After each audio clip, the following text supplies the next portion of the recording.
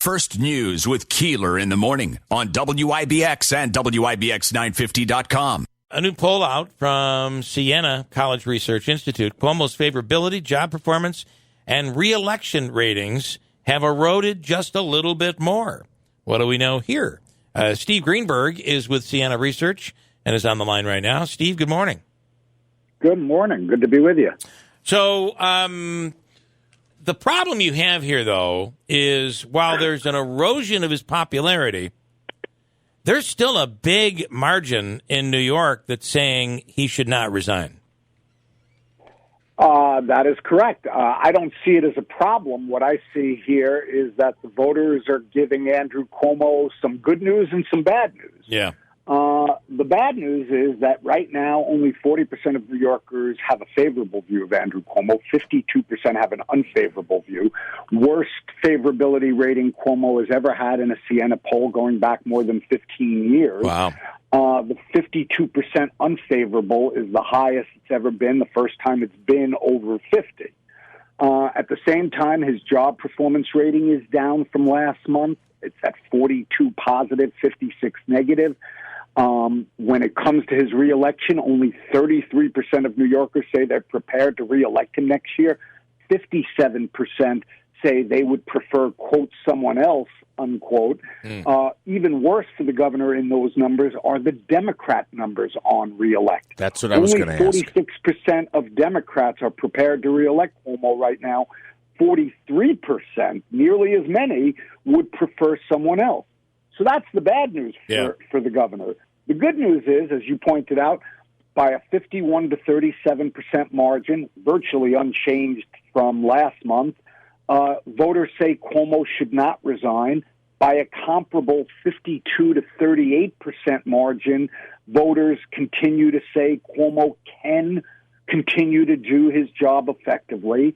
And when it comes to the pandemic, 60% of New Yorkers approve of the job that Andrew Cuomo is doing to address the pandemic.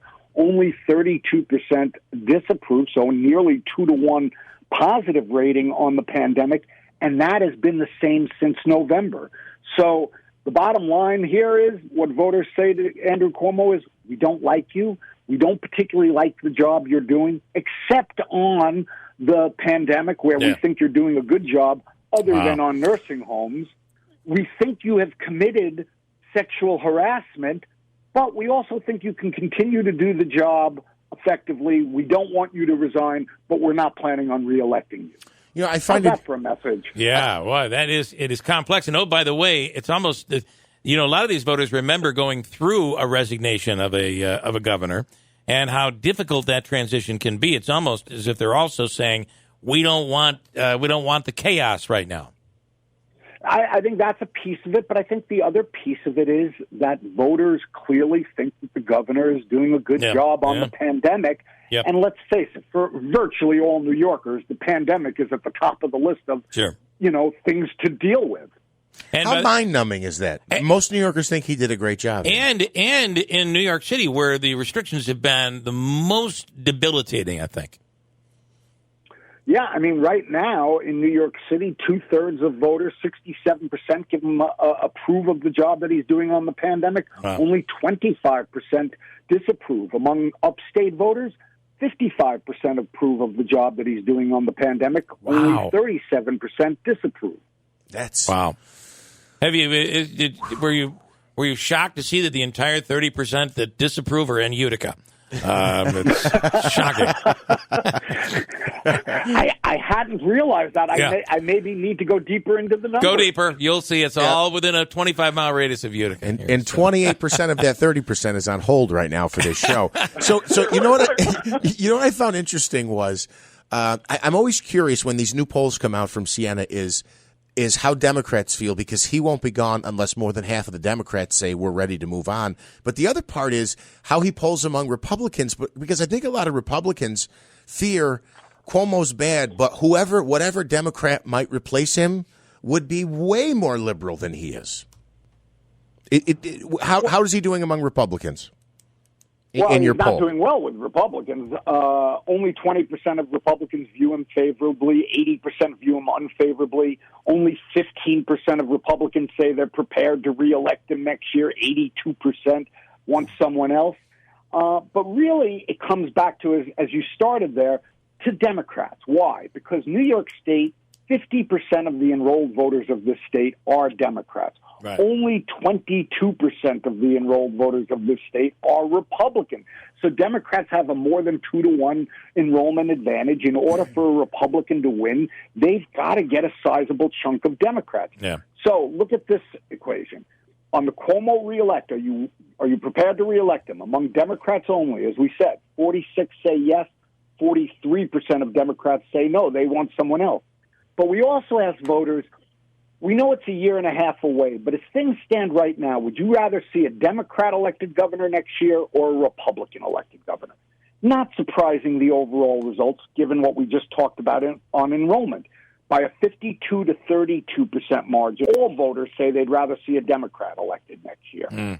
But among Democrats alone, 85 to 7. Not a shock. Yeah. 85% of Democrats say they want to see a Democrat elected next year, but only 46% of Democrats are prepared to reelect Andrew Cuomo right now. Oh, interesting. Did you hear that number, by the way? The statewide registration is 50% Democrat. And what is it, 20? The 20 is for Republican. 22. That's 78% of New York State is non-Republican. That's why they don't control the Senate Assembly. Correct. And they won't unless they change that. And I don't want to scare the folks in the 25 miles around Utica, but there's this common misconception that upstate is Republican. It is not.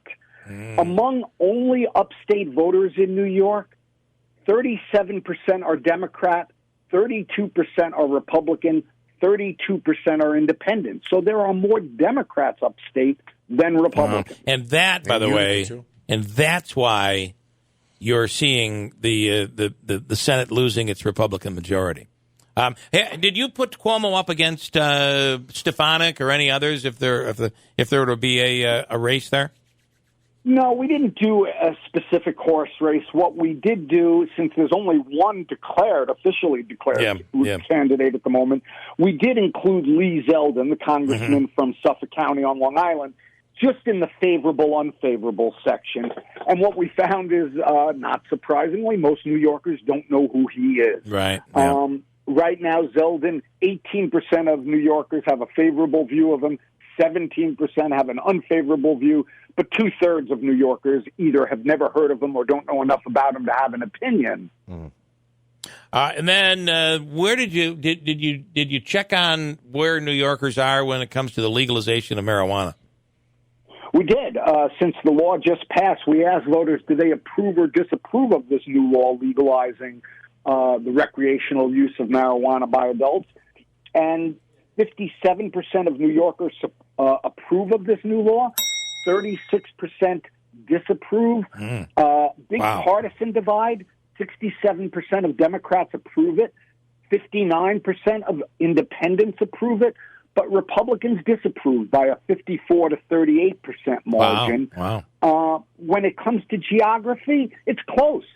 60% of New York City voters, 58% of downstate suburban voters, 54% of upstate voters all approve of the new law to legalize pot. Very interesting. So when people like me say, downstate is just a completely different world than upstate, it's you're here to say not so quick with that, right? On some issues, yes. Yeah. On some issues, no. Right. I mean, one of the other ones we asked about is that excluded workers fund that was included in the budget.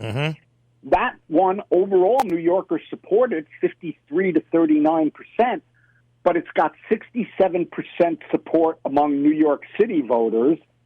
But among upstate voters, it's disapproved 50 to 39%. Wow. So on some issues, you see a divide geographically. On some issues, you don't.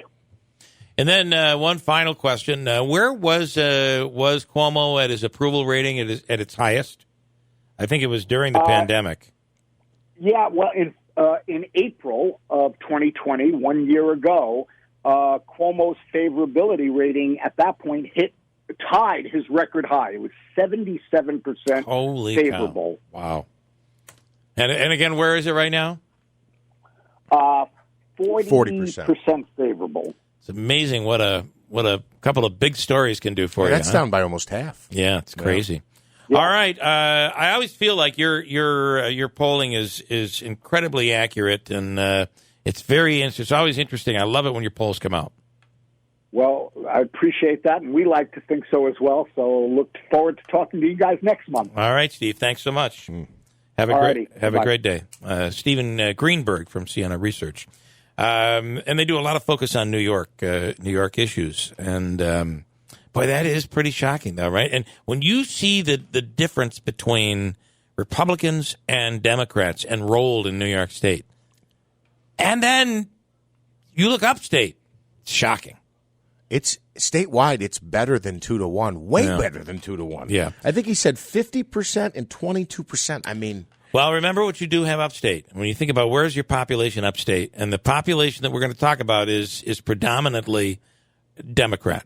So you have the cities, even Utica and Rome. Yep. But Buffalo, Rochester, Albany.